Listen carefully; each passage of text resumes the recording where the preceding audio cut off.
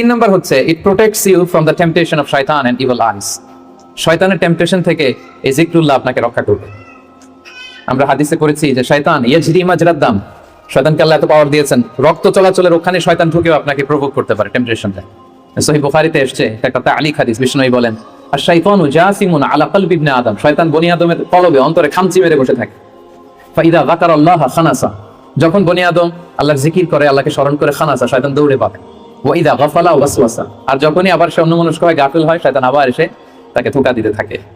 তাহলে সবসময় যদি আল্লাহর স্মরণের মধ্যে আমরা থাকি, শয়তানের টেম্পটেশন থেকে আমরা মুক্ত থাকবো। এবং এটা কেমন যেন it works like a fortress, আপনি একটা দুর্গের ভেতরে ঢুকে ওই দুর্গকে তালাবদ্ধ করে দিয়েছেন, ইউ আর প্রোটেক্টেড। হ্যাঁ, একটা শিল্ডের পেছনে আপনি আছেন, শয়তানের টেম্পটেশন আপনাকে ছুঁতে পারবে না, শয়তানের হাতছানি আপনাকে ছুঁতে পারবে না, আপনি প্রোটেক্টেড।